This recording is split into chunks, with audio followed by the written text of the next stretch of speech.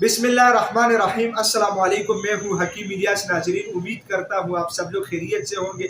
नाजरीन, आज का जो हमारा टॉपिक है वो मजून के मुतालिक है।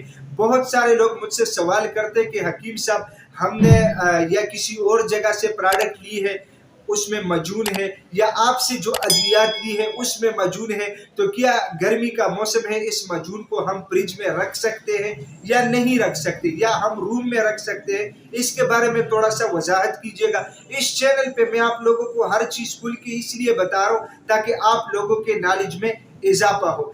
तो देखिए जी, सबसे पहली बात यह है कि ये जो मजून इस टाइप की ये अक्सर हकीम हजरात देते हैं, ठीक है।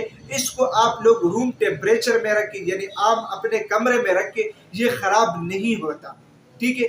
और अगर आप लोग गर्मी का मौसम है इसको फ्रिज में रखना चाहते हैं तो आप लोग इसको फ्रिज में रखें, लेकिन फिर आप लोग इसको इस्तेमाल करें और दोबारा फ्रिज में रखें। अगर आप लोग फ्रिज में रखेंगे फिर कुछ दिन बाद दोबारा जो है ना रूम में रखेंगे तो फिर ये खराब होगा।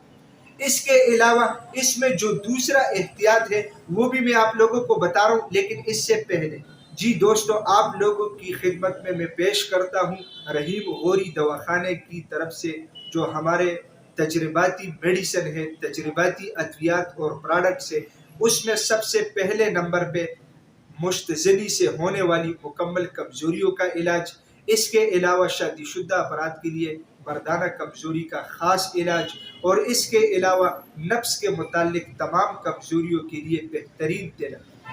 इस प्रोडक्ट के हवाले से आप लोग जो भी सवाल करना चाहें आप लोग मेरे इसी व्हाट्सएप नंबर पे मेरे साथ रब्ता कर सकते हैं। और अगर आप लोगों को ये प्रोडक्ट चाहिए तो ये भी आप लोगों को इंशाल्लाह इसकी पूरी तफसील इस व्हाट्सएप नंबर से मिलेगी जी। तो इसमें जो दूसरा एहतियात है वो सबसे पहले ये है कि आप लोगों ने जो भी चम्मच यूज करना है वो सूखा हुआ हो, गीला चम्मच उसके अंदर नहीं जाना चाहिए, क्योंकि इसमें जो अज्जा होती है उसमें जब पानी लगता है तो फिर ये मजून खराब हो जाती है। क्योंकि अक्सर मजून की कम्बिनेशन में शहद का इस्तेमाल होता है, और शहद के इस्तेमाल के दौरान अगर आप लोग इसमें पानी मतलब उसमें मिल जाए तो फिर इसका जायका खराब हो जाता है और ये नाकारा बन जाता है। तो आप लोगों को चाहिए कि जब भी आप लोग मजून का इस्तेमाल करेंगे तो इसके लिए सूखा चम्मच का इस्तेमाल करें।